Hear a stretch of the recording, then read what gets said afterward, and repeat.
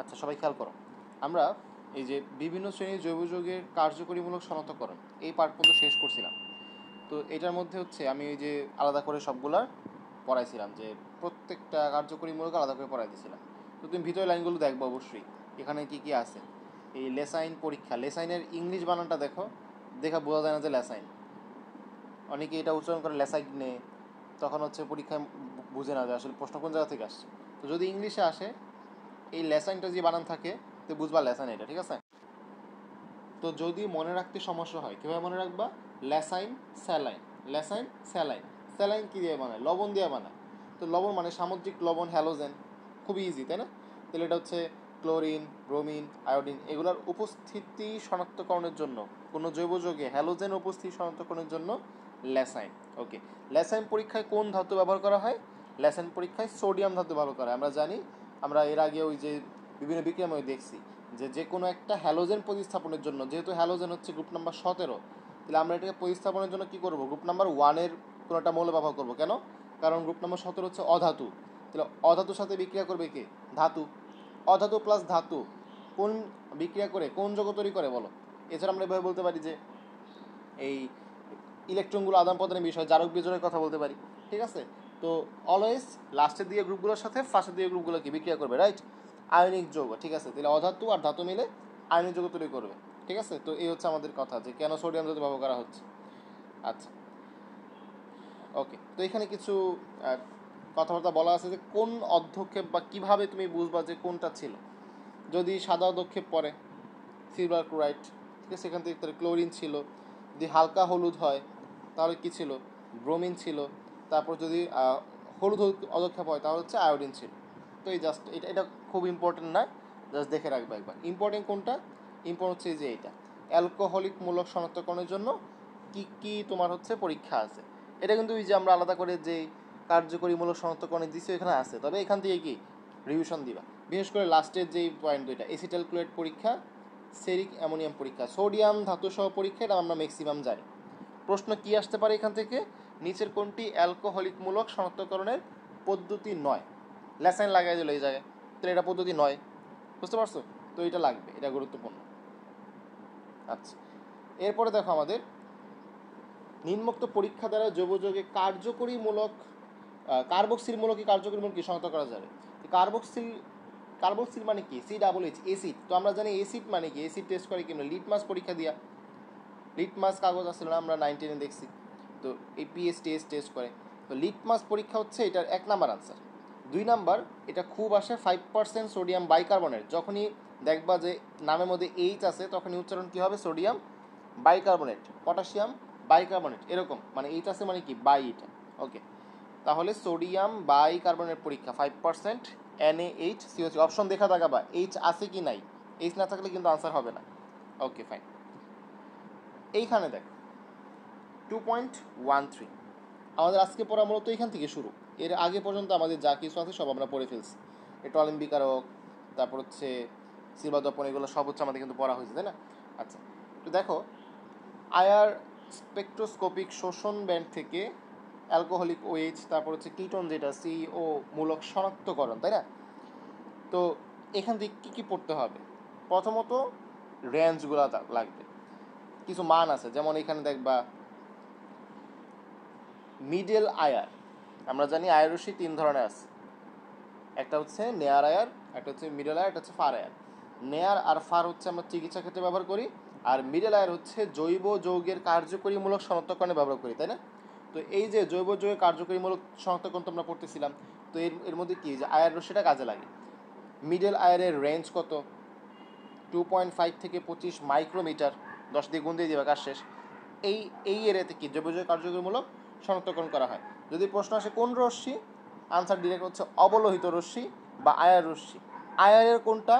Body আয়ার, middle আয়ার, ঠিক আছে, middle আয়ার। আর middle আয়ারের মধ্যে আছে বডি আয়ার। বডি আয়ার কোনটা? আমাদের শরীর থেকে যেটা বের হয়, ঠিক আছে, আমাদের শরীর থেকে দেখবা গরম না, শরীর থেকে গরম থাকে, তো এটা হচ্ছে আয়ার রশ্মি, ঠিক আছে, এভাবে। তো এটা বডি আয়ার হচ্ছে মিডলের মধ্যে পড়ে, তো এটা হচ্ছে আগে পড়াইছি, সমস্যা নেই। আচ্ছা, এখান থেকে দেখ মিডল আয়ার অঞ্চলের আয়ার শোষণ বর্ণালী দ্বারা জৈব যৌগ কার্যকরীমূলক শনাক্তকরণ করা হয়। ওকে, আরেকটা পয়েন্ট আছে এখানে, জৈবজৈব কার্যকরীমূলক সমূহের আয়ার বর্ণালীতে শোষণ তরঙ্গ সংখ্যা। আচ্ছা, তরঙ্গ সংখ্যার একক কি? তরঙ্গ সংখ্যা মিউ বার সমান 1/λ। তাহলে 1/λ যদি হয়, এটার একক হবে হয় সেন্টিমিটার ইনভার্স, নয় মিটার ইনভার্স, নয় ন্যানোমিটার ইনভার্স। তার মানে সব কিছু কী হবে? ইনভার্স হবে। এই জিনিসটা ক্লিয়ার কিনা? তাহলে এই অপশনের মধ্যে তুমি সবার আগে খেয়াল করবা ইনভার্স ছাড়া অন্য কিছু আছে কিনা, এটা তুমি সবার আগে দেখবা। যদি ইনভার্স ছাড়া কিছু থাকে সেটা বাদ দিয়ে দিবা, 1 নম্বর কথা। এরপর তোমার মানগুলো মুখস্থ, ঠিক আছে? 1000 থেকে 4000-এর মধ্যে মানগুলো থাকবে, ঠিক আছে? 1000 থেকে 4000-এর মধ্যে মানগুলো থাকবে। এখন আমরা দেখি যে কীরকম মান আসলে আছে। দেখো, জৈবজৈব কার্যকরীমূলক সময় আরে বর্ণনীতে তরঙ্গ সংখ্যা বা ফ্রিকোয়েন্সি কত হয়ে থাকে? পারবা এখন ইনশাল্লাহ, সমস্যা নেই। আমরা একটু দেখি এখানে। দেখো, ফিঙ্গারপ্রিন্ট অঞ্চল নামে একটা অঞ্চল আসছে। এই তোমরা মানে কি প্রশ্ন করতেছো বুঝলাম না, একটু পরে প্রশ্ন করো। প্রশ্ন থাকলে আমাকে একটু পরে জিজ্ঞেস করো, এখন ক্লাসে মনোযোগ দাও। কি সিওসিএল কি? দেখো, ফিঙ্গারপ্রিন্ট অঞ্চল, এটার তোমার হচ্ছে ব্যান্ড কত বা তরঙ্গ সংখ্যা কত আমরা জিজ্ঞেস করি। তাহলে আগেরটা কি ছিল? 1000 থেকে 4000 ছিল। আগেরটা কি ছিল? 1000 থেকে 4000, রাইট? এটা কি কার্যকরী মূলকের আয়ার বর্ণালীতে শোষণ তরঙ্গ সংখ্যা। তার মানে কার্যকরী মূলকের, জাস্ট কার্যকরী মূলকের কিওয়ার্ডটা মনে রাখবা, 1000 থেকে 4000। আমি ছোটো কিছু ট্রিক দিব, টেনশন নাই, পড়ানো শেষে আমি পিছিয়ে কিছু ট্রিক দিব। আর ফিঙ্গারপ্রিন্ট অঞ্চল হচ্ছে 650 থেকে 1400, ঠিক আছে? তো আমি এটা ট্রিকটা আসতেছি, আগে শেষ করি জিনিসগুলো। একটা ছক দেখতে পাচ্ছ এখানে, রাইট? এই দেখতেছো অনেকগুলো মান আছে এখানে। তো কি কি জানতে হবে, এখান থেকে কি কি পড়তে হবে? প্রথমত সবার আগে গুরুত্বপূর্ণ হচ্ছে অ্যালডিহাইড এবং কিটোন, ঠিক আছে? অ্যালডিহাইড এবং কিটোন এগুলো গুরুত্বপূর্ণ। আচ্ছা, অ্যালকোহল দেখতেছো, অ্যালকোহল, ফেনল, এটা গুরুত্বপূর্ণ। এরপর দেখতেছো অ্যালকোহল, ফেনল, একক অণু, এই দুইটা আলাদা করে মনে রাখতে হবে। অপশন দেখবা, অপশন বুঝা, ঠিক আছে? আমি এগুলো প্রশ্ন দেখাবো পরে। অ্যালডিহাইড কিটোন দেখলা, তারপর হচ্ছে দেখবা অ্যালকোহল, ফেনল, হাইড্রোজেন বন্ধনে, এটা হচ্ছে অ্যালকোহল, ফেনল, একক অণু হিসেবে। আচ্ছা, এখন একটু দেখো মানগুলো, আমি একটু দেখি। এই যে অ্যালডিহাইড কিটোন 1700 থেকে 1750, রাইট? অ্যালকোহল, ফেনলে দেখো এই দুইটা মান একদম কাছাকাছি। এই দুইটা মান কি একদম কাছাকাছি না? 3200 থেকে 3600, আর একটা হচ্ছে 3600 থেকে 3640। তার মানে তোমার এখানে 3টা সংখ্যা মনে রাখলে হচ্ছে, একটা হচ্ছে 3200, একটা হচ্ছে 3600, আর একটা 3640। এরপর তুমি রেঞ্জ আকারে চলে যেতে পারবা কিনা? এই 3টা সংখ্যা তুমি মনে রাখলে যে 32, 36, 3640। আচ্ছা, এখন তুমি এখানে হচ্ছে সিরিয়ালি বসাবা। আমরা জানি অ্যালকোহল, ফেনল দুইটাই পড়তেছি, দুইটার মধ্যে ওএইচ আছে। ফেনলের বেনজিন বলয়ের মাথার মধ্যে ওএইচ, আর অ্যালকোহলের জাস্ট হচ্ছে ওএইচ, ঠিক আছে? তো আগে হচ্ছে হাইড্রোজেন বন্ধন, পরে হচ্ছে একক অণু। হাইড্রোজেন বন্ধন, পরে হচ্ছে একক অণু। এখন কোনটা বেশি কোনটা কম সেটা আসতেছি। এটা হচ্ছে মনে রাখার উপায় বললাম, যে বাসায় প্র্যাকটিস করবো এইভাবে। এটা হচ্ছে স্টাইল পড়ার, ওকে?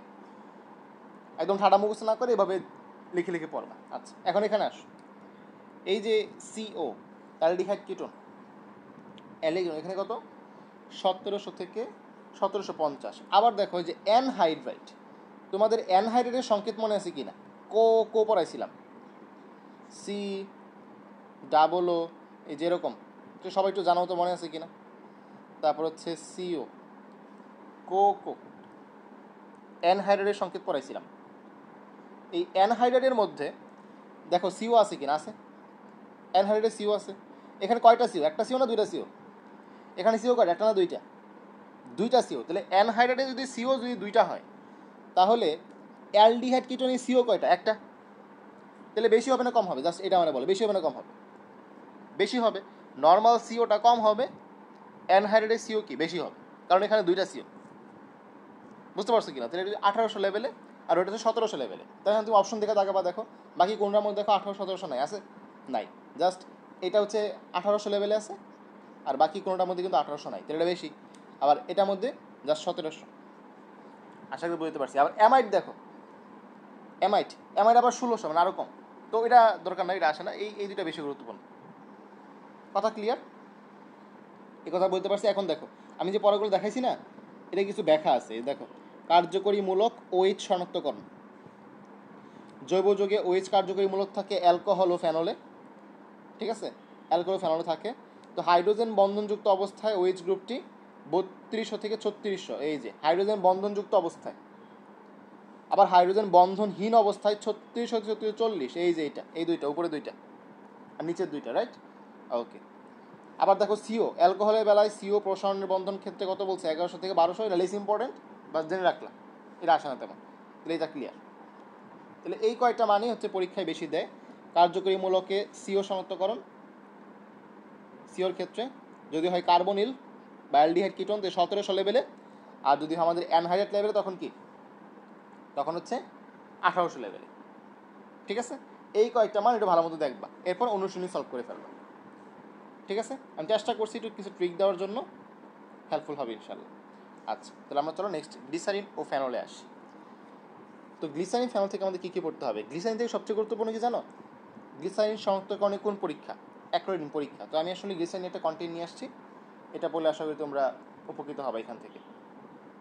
অ্যাক্রোলিন পরীক্ষার ক্ষেত্রে কী কী জানতে হবে সেটা আমি বলবো একটু পরে, দাঁড়াও। এই যে দেখো গ্লিসারিন, কন্টেন্ট নাম্বার 47, কেমিস্ট্রি বিতে পেয়ে যাবা, সমস্যা নেই। ক্লাস এখন দেখা দিচ্ছি, ভালো মতো খেয়াল করো। বিজ্ঞানী শিলে প্রথম এই গ্লিসারিন প্রস্তুত করেন। গ্লিসারিন আমরা হচ্ছে শীতের দিনে দেখবা শরীরে দিই, কারণ হচ্ছে আমাদের শরীর থেকে যখন শুষ্ক হয়, মানে পানিগুলা পরিবেশ থেকে নিয়ে যায়, পরিবেশে আপেক্ষিক আর্দ্রতা কম থাকে, পানিগুলো আমাদের শরীর থেকে শুষ্ক অবস্থায় টেনে নেয়। পর আমাদের পানিগুলো আটকে রাখার জন্য ঠোঁটে, হাতে, মুখে আমরা কী করি, গ্লিসারিন ব্যবহার করি, রাইট? তো এটা দেখবো যে শীতের দিনের সাথে কি শিলের একটা মিল আছে, রাইট?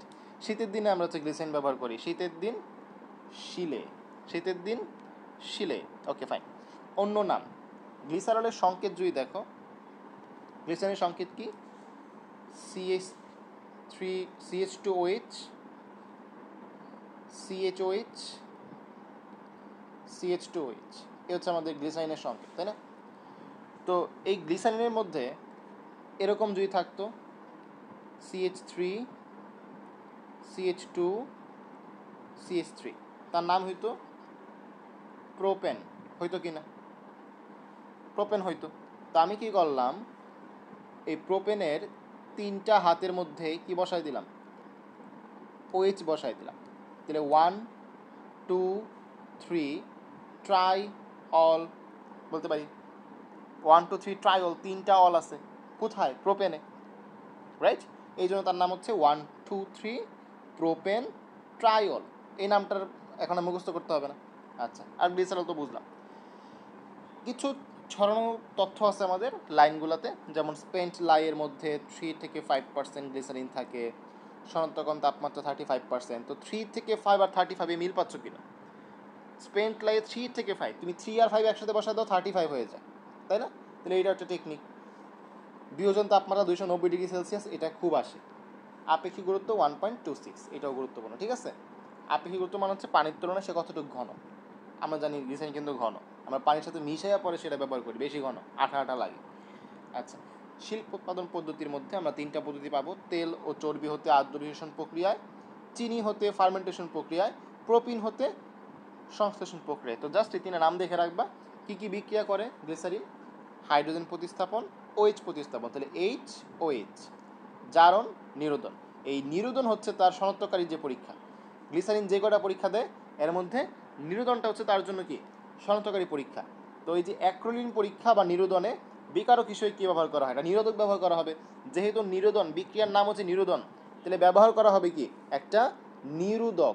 নিরোধকের নাম হচ্ছে পটাশিয়াম বাইসালফেট, মনে পড়ে কিনা? কপাল ফাটা মাসি। নিরোধকের উদাহরণ ল্যাবরেটরি নিরাপদ ব্যবহারে পড়ছে অবশ্যই। নিরোধকের উদাহরণ কপাল ফাটা মাসি, রাইট? তো এই যে আমাদের এটা দিয়ে হচ্ছে ক্যালসিয়াম ক্লোরাইড, তার ফাটা দিয়ে হচ্ছে ফসফরাস পেন্টাঅক্সাইড, তাই না? তো এখানে আমাদের এটা ছিল কি, KHSO4 পটাশিয়াম বাইসালফেট, ওকে, একটা নিরোধক। এছাড়াও P2O5 ব্যবহার করা যায়। আরেকটা পরীক্ষা আছে পটাশিয়াম পারম্যাঙ্গানেট সহ পরীক্ষা, এই যে বাকি পরীক্ষাগুলোর মধ্যে। জারণ, প্রতিস্থাপন, ঠিক আছে? এগুলো জাস্ট দেখে রাখবা। বোরাক্স ফেনোলফথেলিন পরীক্ষা। তো বোরাক্সের সংকেত কেউ বলতে পারবা? বোরাক্সের সংকেত বলতে পারবা? দেখি।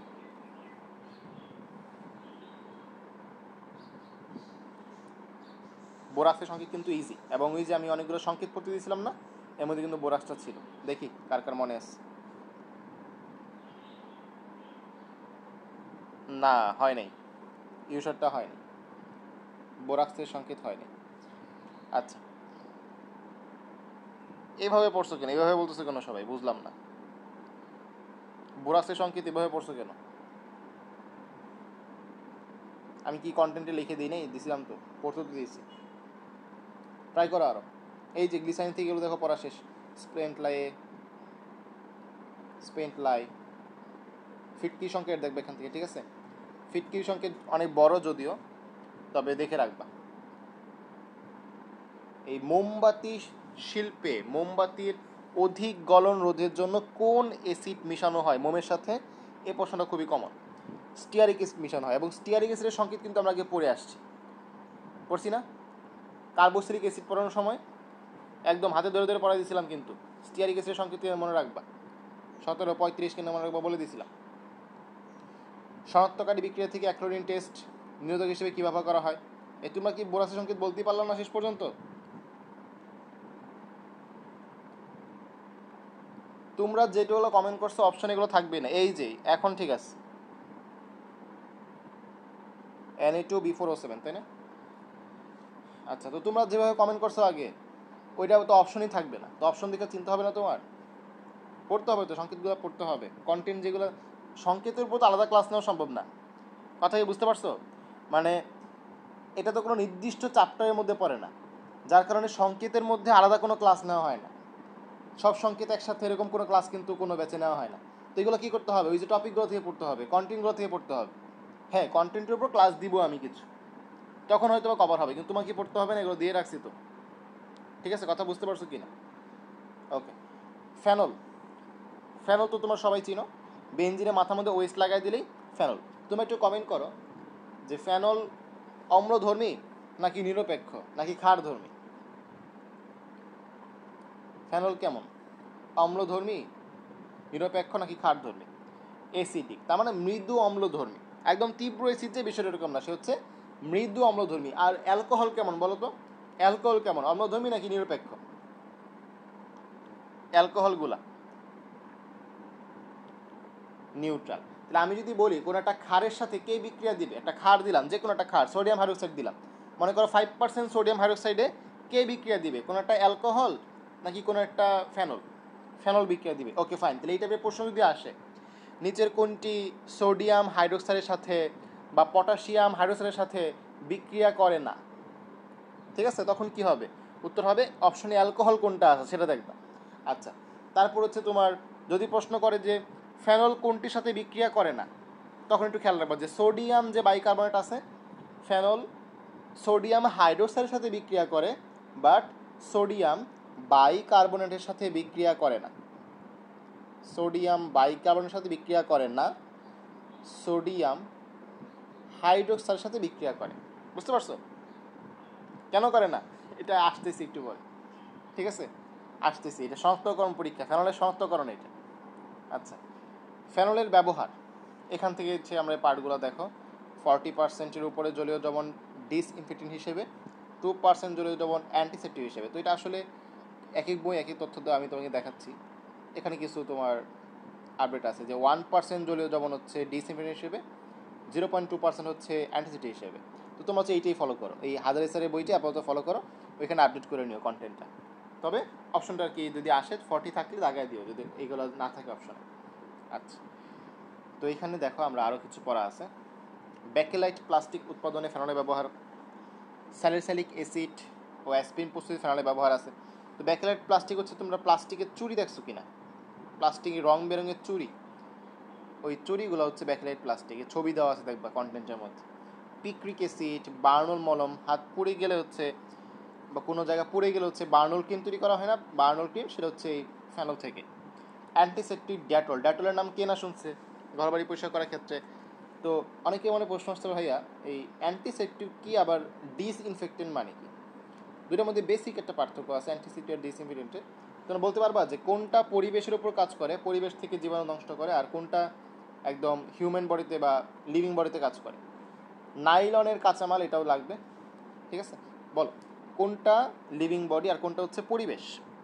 অ্যান্টিসেপটিক হচ্ছে হিউম্যান বডি, তাই তো? আর ডিসইনফেক্টেন্ট হচ্ছে পরিবেশ। হ্যাঁ, একদম ক্লিয়ার কাট ইনস্ট্রাকশন দেওয়া আছে বইয়ে। ডিসইনফেক্টেন্ট দেওয়া হয় পরিবেশে, আর অ্যান্টিসেপটিক দেওয়া হয় কোনো একটা জীবন্ত কোষের ওপর, ঠিক আছে, যাতে কোনো জীবাণু আক্রমণ করতে না পারে, রাইট? একদম ক্লিয়ার কাট। ডিসইনফেক্টেন্ট পরিবেশে। আচ্ছা, ফেনল প্রস্তুতি। তো আসলে ফেনল প্রস্তুতি থেকে কী পড়তে হবে? জাস্ট নামগুলো পড়তে হবে আর কিচ্ছু না, জাস্ট হেডলাইনগুলো পড়তে হবে। কেমনে পড়বো ভাইয়া? কিউমিন ফেনল পদ্ধতি কি থেকে তৈরি করা হয়, মানে কিউমিন ফেনল পদ্ধতিতে তুমি যে ফেনল প্রস্তুত করতেছো কোন জায়গা থেকে? বেনজিন থেকে, শেষ। আর ভিতরে কিছু পড়তে হবে না। ডাউ পদ্ধতিতে বেনজিন থেকে। আচ্ছা, তো আসলে এমনি দেখলেই বোঝা যায় তুমি ফেনল কোথেকে তৈরি করবা। একটা বেনজিন নিলা, এই বেনজিনের মাথায় একটা ওয়েস্ট লাগাই দিলা, হয়ে গেল ফেনল। তাহলে বেনজিন থেকে হওয়া উচিত, তাই না?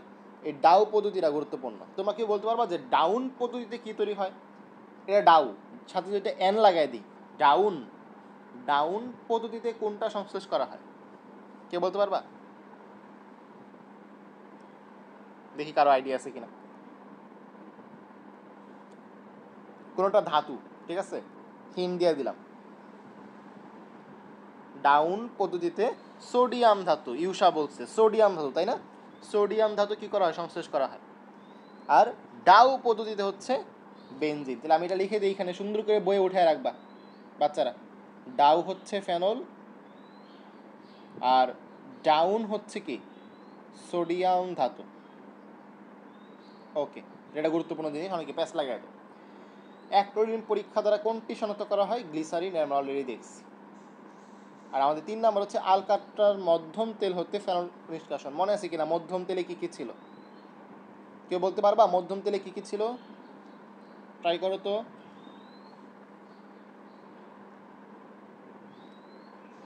যারা মধ্যবিত্ত তারা ক্রিফন, এই তো ভেরি গুড।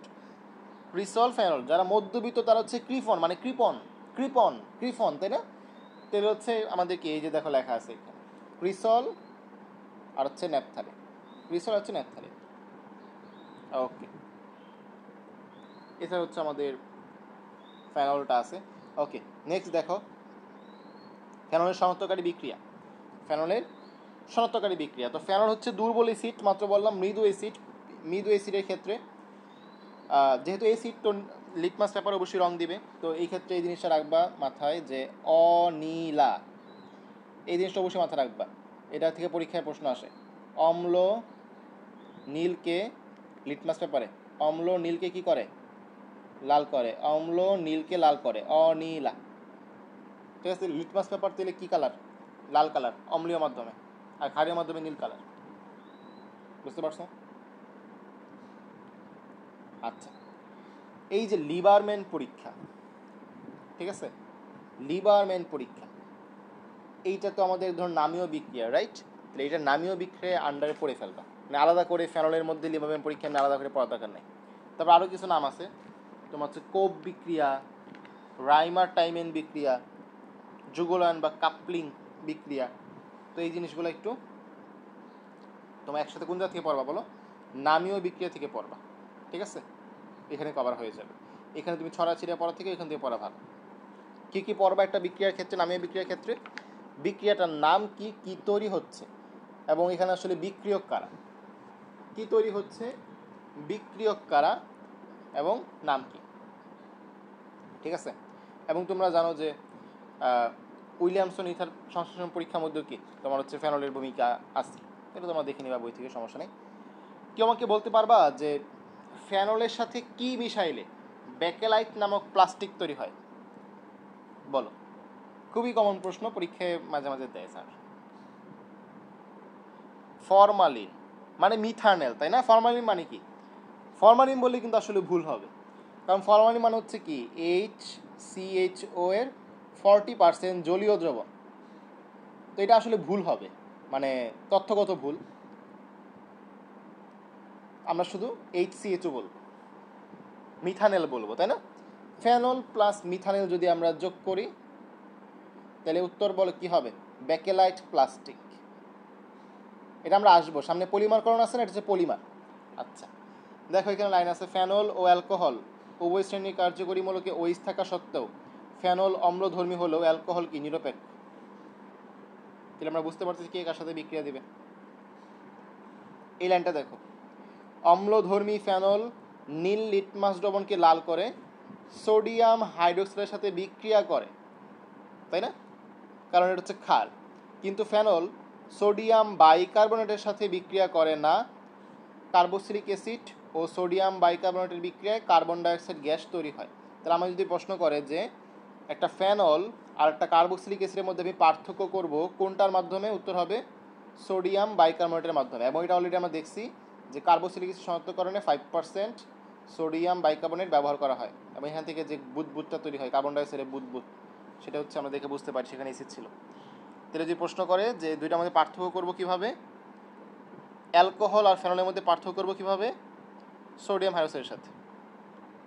আর ফেনল আর কার্বক্সিলিক পার্থক্য করব কিভাবে, সোডিয়াম বাইকার্বনেট দিয়ে। অ্যালকোহল এগুলো কোনোটার সাথে বিক্রিয়া দিবে না, সোডিয়াম হাইড্রোক্সাইডের সাথে বিক্রিয়া দিবে না, সোডিয়াম বাইকার্বনেটের সাথে বিক্রিয়া দিবে না। ঠিক আছে, এখান থেকে ঢাকা ভার্সিটিতে প্রশ্ন আসছিল একটা, এগুলো একটু খেয়াল রাখবে। এখান থেকে আসলে খুব বেশি পড়া নাই। নেক্সট, নাইট্রোগ্লিসারিন ও TNT। আচ্ছা, তো এখান থেকে কন্টেন্ট দিব, এখনও দেওয়া নাই, দিয়ে দিব ইনশাল্লাহ, তোমাদের এখন পড়াই দিই ক্লাস। নাইট্রোগ্লিসারিনের আগে সংকেতটা জানতে হবে ভাইয়া। এখান থেকে মেডিকেল একবার সংকেত আসছিল যে নিচে কোনটি নাইট্রোগ্লিসারিনের সংকেত। তো তুমি যে গুনা পড়ো তাহলে সংকেত বের করতে পারবা। এখান থেকে যদি গুণা শুরু করো না, দেখবা সংকেত এরকম আসবে, 3টা কার্বন দেখো আছে, তাহলে C3, তারপর দেখবা 5টা হাইড্রোজেন আছে H5, তারপর দেখবা 3টা নাইট্রোজেন আছে N3, 9টা অক্সিজেন আছে O9। তুমি গুণে দেখতে পারো। ঠিক আছে, তাহলে 3539, 3539, এখন তুমি অপশন মিলাও, সমস্যা নাই। ঠিক আছে, এটার অপর নাম হচ্ছে গ্লিসারিন টাইনাইট্রেট। আমরা গ্লিসারিনের সংকেত চিনি কিনা ভাইয়া? গ্লিসারিনের সংকেত সবাই চিনি, একটু আগে লিখে আসছি, ছোটোবেলা থেকে পড়ে আসতেছি। CH2OH, CHOH, CH2OH, right? এই প্রত্যেকটা হাইড্রোজেনকে তুমি বাদ দিয়ে একটা করে নাইট্রো আনো, একটা করে কি আনবা, নাইট্রো আনবা, NO2, NO2, NO2, রাইট? তাহলে এই যে 3টা নাইট্রোজেন আনলা, ট্রাইনাইট্রো কি, ট্রাইনাইট্রো কি, গ্লিসারাইড। এটাই হচ্ছে আমাদের নাইট্রোগ্লিসারিন। তুমি এখান থেকেও চাইলে পরীক্ষা হলে কি এই সংকেতটা লিখতে পারবা, যদি মুখস্থ না থাকে। যদি বাই এনি চান্স যদি ভুলে যাও, তুমি এটা লিখেও কি করতে পারবা। ঠিক আছে, সমস্যা নেই। এখন সবচেয়ে গুরুত্বপূর্ণ পড়া কি এখান থেকে, ঠিক আছে? তো আমরা এর ব্যবহারটা পড়বো, নাইট্রোগ্লিসারিনে কি পড়বো, ব্যবহারটা পড়বো। দেখো এখানে একটা লাইন আছে, এটি বিস্ফোরক ডিনামাইট তৈরিতে ব্যবহার করা হয়। একটা ব্যবহার কিন্তু পাই গেছি অলরেডি, আরও কিছু ব্যবহার আছে। দেখো, তেলের খনি সন্ধান কাজে আধুনিক ব্লাস্টিং জিলাটিন এবং কর্ডাইট গান কটন এর সাথে কি নাইট্রোগ্লিসারিন মিশানো হয়। Okay fine. হৃদরোগে ওষুধ রূপে ব্যবহার করা হয়। ঠিক আছে, হৃৎপিণ্ডে রক্তনালীতে রক্ত প্রবাহে সমস্যাজনিত বা বাধাজনিত কি অ্যানজাইনা প্যাক্টোরিসে ব্যবহার করা হয়। হাঁপানি বা অ্যাজমাতে ব্যবহার করা হয়। অনেকগুলো পাইলাম না, অনেকগুলো পাইলাম। মনে রাখবো কিভাবে? একদম সোজা, শেষ, পড়া শেষ। কেমনে শেষ ভাইয়া? এ দিয়ে মনে রাখবা অ্যাজমা, হাঁপানি, আবার এ দিয়ে হচ্ছে অ্যানজাইনা প্যাক্টোরিস, শেষ। সব কিন্তু নাইট্রোগ্লিসারিনের ব্যবহার। বি দিয়ে মনে রাখবা ব্লাস্টিং জিলাটিন, ব্লাস্টিং, যে বুম ব্লাস্ট করে। সি দিয়ে মনে রাখবা কর্ডাইট তৈরিতে। আর ডি দিয়ে মনে রাখবা ডিনামাইট তৈরিতে। শেষ। দেখো তো সবগুলো শেষ কিনা। ডিনামাইট, ব্লাস্টিং জিলাটিন, কর্ডাইট, হৃদরোগ মানে হচ্ছে এই যে অ্যানজাইনা প্যাক্টোরিস, তারপর হচ্ছে আবার এখানে অ্যাজমা। ঠিক আছে, শেষ, পড়া ক্লিয়ার? নাইট্রোগ্লিসারিনের ব্যবহার আর ভুল হবে না ইনশাল্লাহ। নাইট্রোগ্লিসারিনের ব্যবহার শেষ। ওকে, নেক্সট দেখো আমাদের এখানে টিএনটি দেখতে পাচ্ছ কিনা সবাই? টিএনটি বা 2,4,6 ট্রাইনাইট্রোটলুইন, টিএনটি ট্রাইনাইট্রোটলুইন। টলুইন মানে কি? বেনজিনের মাথায় সিএসটি থাকবে। এই দেখো 2,4,6 ট্রাইনাইট্রোটলুইন, 3টা নাইট্রোমূলক যুক্ত আছে, তাই এর নাম হচ্ছে ট্রাইনাইট্রো। তাহলে এর সংকেত আমরা কিভাবে বুঝবো? এই যে দেখো সংকেতটা এখানে আছে, আমি একে দেখাচ্ছি কিভাবে বুঝবা। C6H6 হচ্ছে বেনজিন, C6H5CH3 হচ্ছে বেনজিন টলুইন।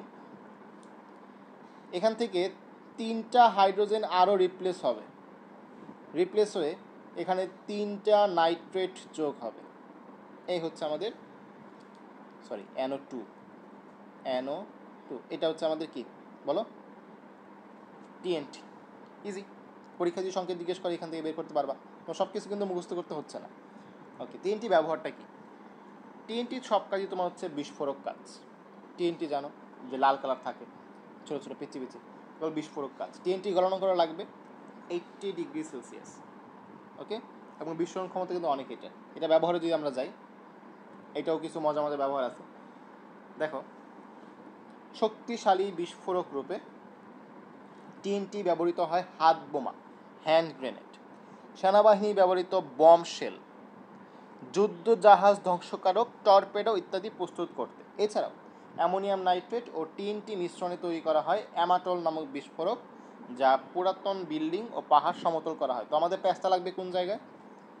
অ্যামাটল নামক বিস্ফোরক দিয়ে বিল্ডিং পাহাড় সমতল করা হয়, টর্পেডো দিয়ে জাহাজ ধ্বংস করা হয়।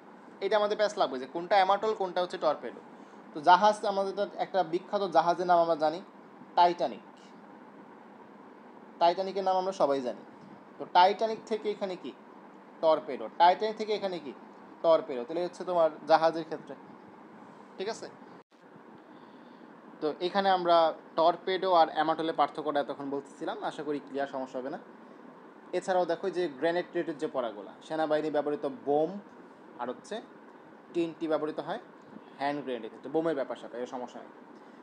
আচ্ছা, এখানে একটা পড়া আছে, নাইট্রোগ্লিসারিনের মতো টিএনটি আঘাত বা কম্পন দ্বারা বিস্ফোরিত হয় না।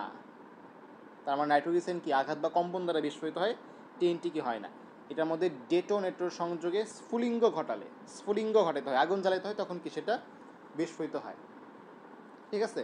তাহলে এই লাইনটা দেখো, কোনটির বিস্ফোরণে ডেটোনেটর দরকার হয়? টিএনটি। এটা গুরুত্বপূর্ণ, রাইট? ডেটোনেটর জিনিসটা গুরুত্বপূর্ণ। আচ্ছা, ওকে, ওলিয়ামের সংকেত দেখে রাখবা। ওই যে আমি সংকেতের যে কন্টেন্টটা দিয়েছিলাম সেখানে ওলিয়ামের সংকেতটা। আচ্ছা, ডেটল থেকে ভাইয়া কি কি পড়তে হবে? ডেটল থেকে কি কি পড়তে হবে? ডেটলের আবিষ্কারক কে? ডেটলের আবিষ্কারক হচ্ছে, লিখে রাখো, লিস্টার। ঠিক আছে, লিস্টার। ডেটল আবিষ্কারক হচ্ছে লিস্টার। তো ডেটল কি? ডেটল হচ্ছে জীবাণুনাশক ও পচন রোধক। জীবাণুনাশক ও পচন রোধক মানে জীবাণুগুলো নষ্ট করতে পারে। আর এই ডেটল আমরা ফেনল থেকে পাই। কোথা থেকে পাই? ফেনল থেকে পাই, যাকে আমরা বলেছি জাইনিডল, তাই না? জাইনিডল। তো এই যে ডেটলের সক্রিয় উপাদান কোনটা, এইটা হচ্ছে জিজ্ঞেস করতে পারে। আমি ফেনল অলরেডি বলছি, এর বাইরেও তুমি হচ্ছে বাকি অংশটা দেখবা, আসতে পারে। এটা কিন্তু গুরুত্বপূর্ণ, পড়া জানতে হবে। 4-ক্লোরো-3,5 ডাইমিথাইল ফেনল বা ক্লোরোজাইলিনল। জাইলিনল, এটা মূল কথা।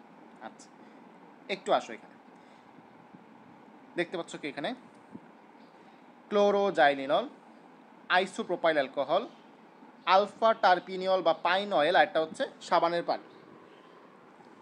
আশা করি দেখতে পাচ্ছ। তো এখান থেকে কী জানতে হবে? এই সবগুলো যে বললাম, এখান থেকে কি পড়তে হবে? তো প্রথমত এদের পার্সেন্টেজ পড়তে হবে। ক্লোরোজাইলিনল, এটা হচ্ছে প্রধান উপাদান বলতেছি আমরা, 4.8%। এই যে এখানে দেখতে পাচ্ছ নাম, সক্রিয় উপাদান বা প্রধান উপাদান বলতে পারো। তারপর হচ্ছে আইসোপ্রোপাইল অ্যালকোহল। আইসোপ্রোপাইল অ্যালকোহলের সংকেত বলতে পারবে কেউ? আইসোপ্রোপাইল অ্যালকোহলের সংকেত কেমিস্ট্রি বিতে দিছিলাম সম্ভবত গতকালকে বা কালকের আগের দিন, রিসেন্টলি দিছি। তারপর দেখো পাইন অয়েল, তারপর দেখো পানি। তো দেখো এখানে কিন্তু কিছু মিল পাচ্ছি আমরা, সবগুলো কিন্তু পি দিয়ে ফেনল, পি দিয়ে পানি, পি দিয়ে প্রোপাইল অ্যালকোহল, পি দিয়ে পাইন অয়েল, রাইট? পি দিয়ে ফেনল, পি দিয়ে পানি, পি দিয়ে পাইন অয়েল, পি দিয়ে হচ্ছে প্রোপাইল অ্যালকোহল মানে আইসোপ্রোপাইল অ্যালকোহল। তাহলে আমরা প্রথমে নামগুলো ক্লিয়ার করলাম যে আমাদের ডেটলে যা কিছু সব কিছু কী দিয়া? পি দিয়া উপাদান। ওকে, এখন হচ্ছে এদের কিছু ব্যবহার দেখো। ক্লোরোজাইলিনল এটা একটা ফেনল, তাই না? তো এটা আমাদের ডেটলে কী হিসেবে কাজ করতেছে? অ্যান্টিসেপটিক বা পচনরোধক হিসেবে কাজ করতেছে। আইসোপ্রোপাইল অ্যালকোহল, আইসোপ্রোপাইল অ্যালকোহল এটা একটা সেকেন্ডারি অ্যালকোহল, দরকার নাই। গুরুত্বপূর্ণ হচ্ছে এই যে দেখো পাইন অয়েল, ঠিক আছে? তো এটা হচ্ছে দ্রাবক হিসেবে ব্যবহৃত হয়। তো দ্রাবক হিসেবে ব্যবহার করে দিনে রাখলাম, ঠিক আছে? আচ্ছা, ডেটলের ব্যবহার এবং এই বক্সটা 5 স্টার দিয়ে রাখো। যাদের কাছে এখন হাতে বই আছে এখনই দিয়ে রাখো 5 স্টার। ডেটলের ব্যবহার এবং এই বক্সটা, এখান থেকে মেডিকেলের প্রশ্ন আসছিল, সামনে আসতে পারে। খেয়াল করো, জীবাণুনাশক ও পচনরোধক, ডিসইনফেক্টেন্ট অ্যান্ড অ্যান্টিসেপটিক। অলরেডি বলে ফেলছি, একদম শুরুতে আমি এটা নিয়ে বলছি প্রথমেই যে ডেটলের কাজ কি? জীবাণুনাশক ও পচনরোধক। তাহলে কখন আমরা ব্যবহার করব? যখন হাত পা কেটে যাবে, ড্রেসিং করার ক্ষেত্রে যাতে জীবাণু আক্রমণ করতে না পারে তখন ব্যবহার করা যেতে পারে। তো লাস্টের লাইনটা, ড্রেসিং করতে ডেটল ব্যবহার করা হয় কাটা ক্ষত স্থানে। আচ্ছা, ডেটল, স্যাভলন, স্যালল কী করবা? পাশাপাশি লাগবা, একটা নোট খাতা করবা, পাশাপাশি লাগবা। Dettol, Savlon, স্যালল। প্রথমে এদের উপাদানগুলো লাগবা। কী কী উপাদান? ডেটলটা পড়া হয়েছে অলরেডি। পিতে প্রোপাইল অ্যালকোহল, পিতে টার্পিনল বা হচ্ছে পাইন অয়েল, পিতে হচ্ছে পানি, তাই না? এগুলো কিন্তু আমরা পড়ছি। আচ্ছা, স্যাভলন আর হচ্ছে স্যালল, এটা আমাদের পড়া হয়নি। স্যাললটা দেখো, এর রাসায়নিক নাম হচ্ছে ফিনাইল স্যালিসাইলেট। স্যালল স্যালিসাইলেট মিলে কিনা দেখো, স্যালল স্যালিসাইলেট। আর ফিনাইল মানে কি? বেনজিন মূলক। এটা তো আলাদা করে জানার দরকার নাই। তাহলে স্যালল স্যালিসাইলেট পড়া গেল। এটা হচ্ছে আমাদের গলার অসুখে ব্যবহৃত হয়, আমাদের শরীরের ভিতরে অভ্যন্তরীণ অ্যান্টিসেপটিক হিসেবে, শরীরের ভিতরে আর কি, গলার অসুখে। ঠিক আছে, বুঝতে পারছো? তাহলে স্যালল স্যালিসাইলেট গলার অসুখ, স্যালল স্যালিসাইলেট গলার অসুখ, এভাবে একটা চার্ট হবে। স্যাভলন দেখো, স্যাভলন আমরা হচ্ছে বাসা বাড়িতে ইউজ করি। ক্লোরোহেক্সিডিন গ্লুকোনেট, গ্লুকোনেটটা দেখবা, আরটা সেন্ট্রিমাইট, এই দুইটা মার্ক করবা। স্যাভলন সেন্ট্রিমাইট মিলে কিনা দেখো, স্যাভলন সেন্ট্রিমাইট মিলে। স্যাভলন কী করি আমরা? কোনো জায়গায় কাইটা গেলে ইউজ করি শল্যচিকিৎসায়। শল্যচিকিৎসা মানে কি? যেখানে রক্তপাত হয়, মানে কাটাকাটি করতে হয়, কাটা ও ক্ষত স্থানে, তাই না? স্যাভলন। এবং মাঝে মাঝে দেখবো আমরা হচ্ছে অনেকেই বাচ্চাদের গোসল করাই, এক বালতি পানির মধ্যে হয়তো বা 1 চামচের মতো পরিমাণ স্যাভলন মিশায়া বাচ্চাদের গোসল করায়, তাই না? তাহলে মুখ ধোয়ার কাজে, শরীর ধোয়ার কাজে কি স্যাভলন ব্যবহৃত হতে পারে, কারণ কি এগুলা জীবাণুনাশক হিসেবে কাজ করে। কথা কি বুঝতে পারছি কিনা এই চারটা? সবাই একটু জানাও। খুব ইজি, খুব আহামরি কিছু নাই এখানে। দ্রাবক হিসেবে কাজ করে কোনটা বলো? Pine oil, right? খেয়াল রাখবা কিন্তু। প্যারাসিটামল, প্যারাসিটামল থেকে কী কী পড়তে হবে? আমরা এই যে নাপা খাই না, নাপা প্যারাসিটামল, এই নাম তো অনেকে আমাদের পরিচিত সবার। তো এটার রাসায়নিক নামটা জানতে হবে, N4 হাইড্রোক্সিফিনাইল ইথানেমাইড। ঠিক আছে, N4 হাইড্রোক্সিফিনাইল ইথানেমাইড, প্যারাসিটামল। তো এই যে প্যারাসিটামল কী কাজে ব্যবহার করা হয়? মূলত হচ্ছে জ্বর উপশমকারী, আছে ব্যথা নিরোধক। জ্বর উপশমকারী, এটা হচ্ছে ব্যথা নিবারক। জ্বর এবং ব্যথা মানে পেইন কিলার হিসেবে কাজ করতে পারে। ওকে, আর আমরা জানি পাইরো মানে হচ্ছে আগুন, পাইরো মানে আগুন বা তাপ। অ্যান্টিপাইরেটিক মানে কি? জ্বরের বিরুদ্ধে কাজ করবে, আর ব্যথার বিরুদ্ধে কি? অ্যান্টি কিলার বা পেইন কিলার। ঠিক আছে, অ্যান্টি পেইন বা পেইন কিলার। আচ্ছা, এখন এই প্যারাসিটামলের ক্ষেত্রে গুরুত্বপূর্ণ হচ্ছে এর সেবন মাত্রা। একজন মানুষ কতটুকু প্যারাসিটামল নিতে পারবে? ঠিক আছে, তো এটা যদি আমি একটু চার্ট করে দিই তোমাদের জন্য হয়তো পড়তে সহজ হবে। আমি এটা চার্ট করে দিচ্ছি, ঠিক আছে? যে প্যারাসিটামল সেবন মাত্রা তোমরা চাইলে বইয়ের মধ্যে উঠাই ফেলতে পারো। ওকে, বইয়ের পাশে এটা উঠাই ফেলতে পারো, চাইলে পড়তে সহজ। খেয়াল করো, পূর্ণবয়স্ক লোকের ক্ষেত্রে প্যারাসিটামল পূর্ণবয়স্ক লোকের ক্ষেত্রে প্রতি ডোজে, মানে ডোজ প্রতি তুমি হাইয়েস্ট 1 গ্রাম বা 1000 মিলিগ্রাম খাইতে পারবা।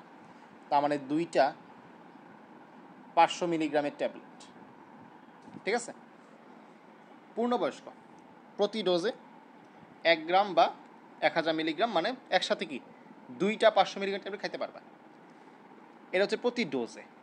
যদি বলি একদিনে সর্বাধিক কতটুকু খেতে পারবে একদিনে, তখন হচ্ছে আমরা বলবো 4 মিলিগ্রাম বা 4 গ্রাম বা 4000 মিলিগ্রাম,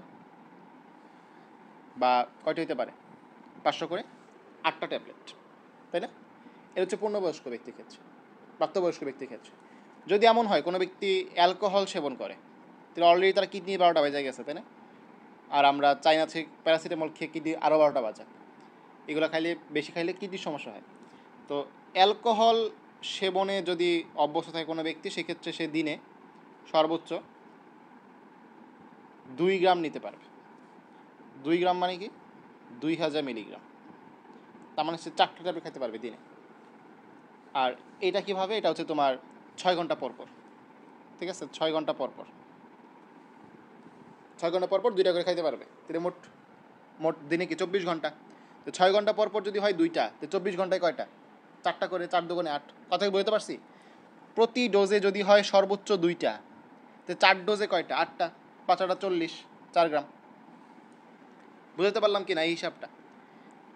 একবারে সর্বোচ্চ 2টা, 4বারে সর্বোচ্চ 8টা দিনে, তার মানে 4000 মিলিগ্রাম 6 ঘন্টা পর পর। না পাতে একবার 6 ঘন্টা পর পর খাইতে পারে। ওকে, ক্লিয়ার? একটু সবাই জানো এটা ক্লিয়ার করতে পারলাম কিনা? এই সেবনটা আর কি পরীক্ষা আসতে পারে। ওকে, এখান থেকে আর খুব বেশি পড়া নাই। এই যে কোপ স্মিথ বিক্রিয়া, ঠিক আছে? স্যালল, মিথাইল স্যালিসাইলেট ফ্লেভারিং এজেন্ট এবং ফিনাইল স্যালিসাইলেট অ্যান্টিসেপটিক লোশন স্যালল তৈরিতে ব্যবহৃত হয়। লাইনটা দেখছো কিনা? মিথাইল স্যালিসাইলেট ফ্লেভারিং এজেন্ট এবং ফিনাইল স্যালিসাইলেট অ্যান্টিসেপটিক লোশন স্যালল তৈরিতে ব্যবহৃত হয়। ওকে, তাহলে স্যালল, স্যালিসাইলেট একটু আগে পড়ে আস, একটু আগে। এই যে স্যালল, স্যালিসাইলেট, কোনটা? ফিনাইল স্যালিসাইলেট, বেনজিন বলয়। আর যদি বেনজিন বলয় না থাকে, জাস্ট মিথাইল CH3 থাকলে তখন কি? ফ্লেভারিং এজেন্ট, ঠিক আছে? এই অতি প্রয়োজনীয় স্যালিসাইলিক অ্যাসিডটি কোপ স্মিথ বিক্রিয়া দ্বারা ফেনল থেকে উৎপাদন করা হয়। তাহলে ফেনল থেকে কি তৈরি করা হয়? Salicylic acid. কোন বিক্রিয়া দ্বারা? কোপ স্মিথ বিক্রিয়া। এটা কোথায় চলে যাবে? নামীয় বিক্রিয়ার মধ্যে চলে যাবে, রাইট? নামীয় বিক্রিয়ার মধ্যে এটা পাবা। বেনজোইক অ্যাসিডের গলনাঙ্ক আমরা জানি, এই যে মিথাইল অ্যালকোহলের গলনাঙ্ক আমরা জানি, এগুলা এখান থেকে পড়া দরকার। এই 4 থেকে পড়বা। এই 4 থেকে কয়েকটা দাগায় দিচ্ছি। ন্যাপথালিনটা পড়বা 80 ডিগ্রি সেলসিয়াস। তারপর হচ্ছে উপরে যেটা বেনজোইক অ্যাসিড, আর হচ্ছে মিথাইল অ্যালকোহল, মিথানল, ওই 3টা পড়বা মোট, ঠিক আছে? এর বাইরে কিছু পড়তে হবে না।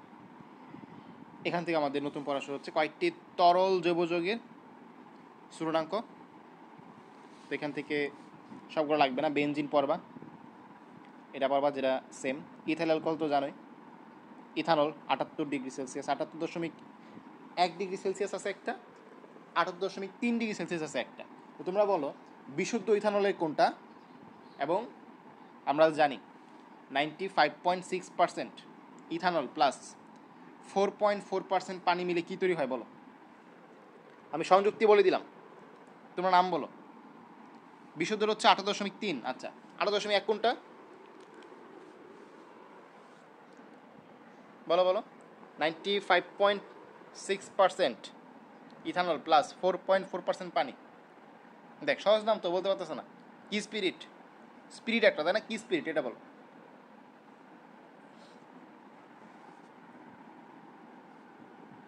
Rectified spirit.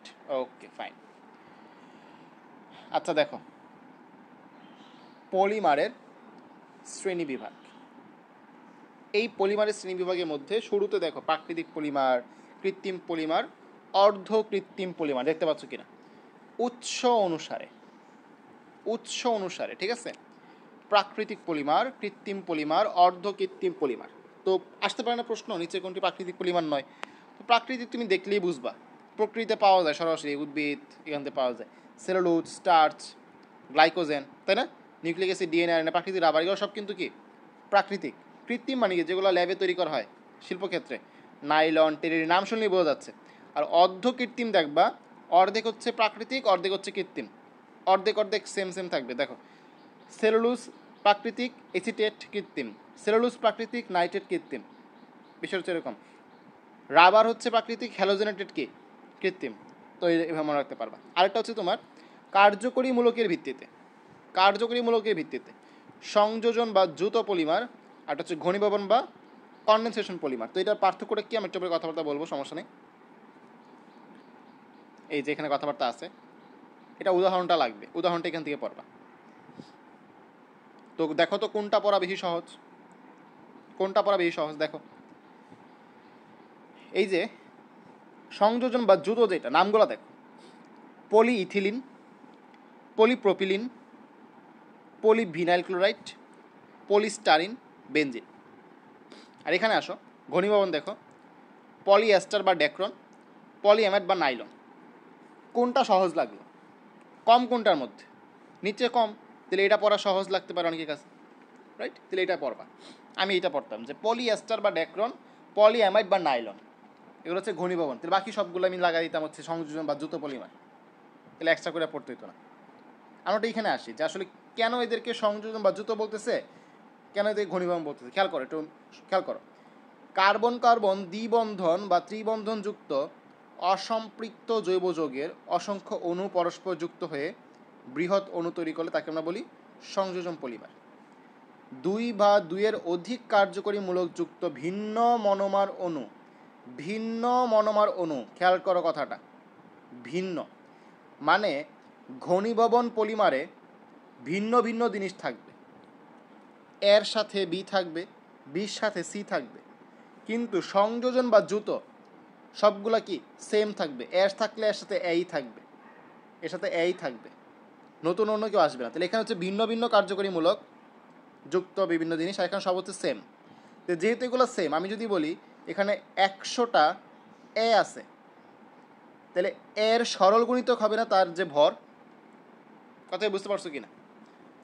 এর ভর যদি হয় 10, তাহলে 100টা অনুযুক্ত কোনো একটা যৌগের আণবিক ভর কত?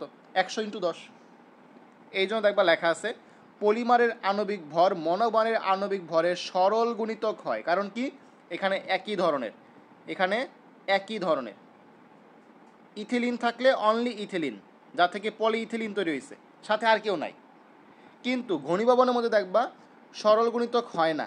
কারণ কি, এটা আমাদের শুধু যে একটা এমন না, সাথে আরও কেউ যুক্ত আছে, ওইগুলো যোগ হবে। তুমি কোনো 10 দেওয়া বা গুণ দিলে লাভ নাই। আশা করি বুঝাইতে পারছি।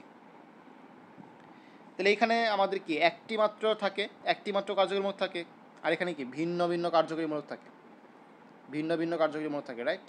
আশা করি বুঝাইতে পারছি বাচ্চারা, সবাইটা জানো। প্লাস্টিসিটি, আচ্ছা, তো প্লাস্টিসিটির উপর ভিত্তি করে আবার দুই ভাগে ভাগ করছে, একটা হচ্ছে থার্মোপ্লাস্টিক, আর হচ্ছে থার্মোসেট প্লাস্টিক।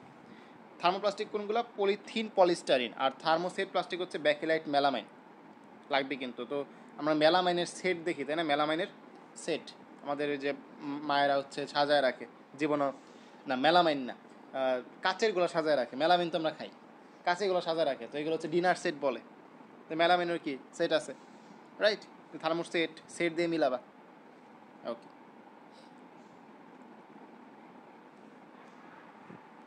এখান থেকে আস কয়েকটি ইলাস্টোমার, এদের টিজি। আচ্ছা, টিজি জিনিসটা কি? এখানে একটু আসে, এই লাইনটা দেখো, বিদ্যুৎ ও তাপ অপরিবাহী বস্তুরূপে বৈদ্যুতিক যন্ত্রপাতির ফিটিংস ও সসপ্যানের হাতল তৈরিতে ব্যবহৃত হয়। কোনগুলা? থার্মোসেট প্লাস্টিকগুলা। আমরা কি পড়তেছি? থার্মোসেট প্লাস্টিক পড়তেছি। আবার অনেকে থার্মোসেট গ্লাস অবস্থান্তর টেম্পারেচার, তাহলে টিজি মানে কি? গ্লাস টেম্পারেচারের চেয়ে ঊর্ধ্ব তাপমাত্রায় কি ইলাস্টোমার প্লাস্টিকে রূপান্তরিত হয়। ইলাস্টোমার, যা কিনা ইলাস্টিকের মতো আচরণ করে। ইলাস্টিক প্লাস্টিক নাম শুনছি কিনা? Elastic, right. তো এই যে আমাদের এদের গ্লাস টেম্পারেচারগুলো মান দেওয়া আছে এবং তাদের ব্যবহার দেওয়া আছে, খুবই ইজি। 2 মিনিট কথা বলবো, সব মুখস্থ হয়ে যাবে। খেয়াল করো, সবাই একটু খেয়াল করো। পলি নামটা প্রত্যেকের মধ্যে কমন। পলি নামটা প্রত্যেকের মধ্যে কমন। 1 2 3 4 5 6 7 কয়টা অক্ষর? পলি বিউটাডাইন, এটা তো সবার মধ্যে কমন, এটা বাদ। পরে কয়টা অক্ষর? 7টা অক্ষর। 7টা অক্ষরকে ভাগ করলে কত হয়? 1 + 6, এখানে 0 বসায় দাও, হয়ে গেছে 106। প্রত্যেকটা মাইনাস। আইসোপিন কয় অক্ষর? 1 2 3 4 5। যুক্তবর্ণ ধরলে কয় অক্ষর? 6 অক্ষর না? আইসোপিন নর্মালি কি 5 অক্ষর। যুক্তবর্ণ ধরলে কয় অক্ষর? 6 অক্ষর। তাহলে 6 আর 5, বুঝলা কিনা? ক্লোরোপিন কয় অক্ষর? 4 অক্ষর। এই দেখো 4 দিয়ে শুরু, 4 আর 3। তাহলে এটা আমাদের গেল, একটা জিনিস গেল। নেক্সট হচ্ছে এদের ব্যবহার। মনে করো তুমি মেডিকেলে চান্স পাইছো। তুমি কোথায় চান্স পাইছো? মেডিকেলে চান্স পাইছো। নতুন মেডিকেলে যখন নতুন নতুন ক্লাস করতে যাবা, নিউ ক্লাস করতে যাবা, জুতা পরে যাবা নাকি খালি পায়ে যাবা? জুতা পরেই যাবা। পারলে আরো নতুন জুতা কিনবা, বিশেষ করে মেয়েরা, তাই না? নতুন জুতা, নতুন ব্যাগ, এগুলো কিনে নিয়ে যায়। আমরা ছেলের তো কোনো ইয়া নাই, গেলেই হয়েছে। আচ্ছা, পলি আইসোপিনটা দেখো সার্জিক্যাল গ্লাভস, আর পলি বিউটাডাইন কি রাবার ব্যান্ড। তাহলে বিউটা বিউ বিউ বিউ ব্যান্ড, বিউ ব্যান্ড, ঠিক আছে। আর আইসো সো সতে হচ্ছে সার্জিক্যাল। দেখো বিউটার মধ্যে কোনো স নাই, ক্লোরোপিন নিউপিনের মধ্যে কোনো স নাই, আছে? ক্লোরোপিনের মধ্যে স আছে, নিউপিনের মধ্যে স আছে, নাই। আইসোর মধ্যে স আছে, সতে কি সার্জিক্যাল গ্লাভস। বিউটা ব দিয়ে হচ্ছে ব্যান্ডস। তাহলে এগুলো এটা কেন পড়াইলাম? কারণ এটা গ্যাপ থাকে, এটা হচ্ছে ম্যাক্সিমামে গ্যাপ থাকে, কেউই পড়ে না আর কি। তো যদি কখনো প্রশ্ন দেওয়া দেয় তাই পড়াই দিলাম, না হলে পড়ানোর দরকার ছিল না, ঠিক আছে। এখানে একটা চার্ট দেখতে পাচ্ছ, এই চার্টটা আমরা এখন পড়ব। কিছু সংখ্যক মনোমার, অ্যালকিন সংযোজন পলিমার ও এদের ব্যবহার, ঠিক আছে। অ্যালকিন থেকে, তাহলে আমরা এখানে যা যা পাচ্ছি সব কি অ্যালকিন। দেখো, দেখছো আমরা 2 ধরনের পড়ছিলাম, একটা কি সংযোজন পলিমার, একটা হচ্ছে ঘনীভবন পলিমার। এগুলো কি পড়তেছি? এগুলো জিনিসটা কি? এগুলো হচ্ছে সংযোজন পলিমার। যেহেতু এগুলো সংযোজন পলিমার, এগুলোর মধ্যে কি মনোমার এক ধরনের থাকবে না অনেক ধরনের থাকবে? মনোমার এক ধরনের থাকবে, যেটা থাকবে সেটাই সরল গুণিতক হবে, তাই না? বুঝতেছো কিনা পড়াগুলো? ওকে, পলিমারগুলো জিনিসগুলো আমরা এখন কন্টেন্ট থেকে পড়ব। খেয়াল করো, জৈব রসায়ন ছক 2.14, জৈব রসায়ন ছক 2.14। 1 নাম্বার পলিথিন, 1 নাম্বার হচ্ছে পলিথিন, যার মনোমার হচ্ছে পলিইথি, যার নাম হচ্ছে পলিইথিলিন। মনোমার কি? Ethylene, right. তো এই যে আমরা পলিথিন কী কাজে ব্যবহার করি? প্লাস্টিকের ব্যাগে ব্যবহার করি না? প্লাস্টিকের ব্যাগে। তার ব্যবহারটা দেখি আমরা। দেখো, পলিইথিলিন প্লাস্টিকের ব্যাগ, বোতল জাতীয়। ওকে, 2 নাম্বারটা দেখো, পলিটেট্রাফ্লোরোইথিলিন। পলিটেট্রাফ্লোরোইথিলিন, এখানে দেখো টেট্রার মধ্যে কি আছে? টেয়াস। কি রে নাম, এটা উঠতেছে না কেন? এই দেখো, টেট্রার মধ্যে কি আছে? টেয়াস, যাকে আমরা ট্রে ভাবতে পারি। ট্রে তো বুঝতেছো যে চা সার্ভ করে, যে ট্রে। ট্রে কি? একটা রান্নার সরঞ্জাম। আর ট্যা থেকে মনে রাখবো টেফলন, তাই ব্যবহার রান্নার সরঞ্জাম টেফলন। দেখাই, এই যে দেখো টেট্রা, টে থেকে হচ্ছে রান্নার সরঞ্জাম যেমন টেফলন। 3 নাম্বারটা কি? পলিপ্রোপিলিন। পলিপ্রোপিলিন, আসো, পলিপ্রোপিলিনের মধ্যে কি আছে? পি আছে, পিলিন, পিলিন, পি আছে। তো পি দিয়ে মনে রাখতে পারি পিঁপড়া। পিঁপড়া আমাদের বাসায় কি মেঝেতে হাঁটে না? মেঝেতে নাকি আকাশে হাঁটে? মেঝেতে হাঁটে। তাই ঘরের যেই মেঝের কার্পেটিং সেটা হচ্ছে পলিপ্রোপিলিন। পলিপ্রোপিলিন, এই দেখো পি দিয়া পিঁপড়া, পিঁপড়া মেঝেতে হাঁটে, তাহলে মেঝের কার্পেটিং।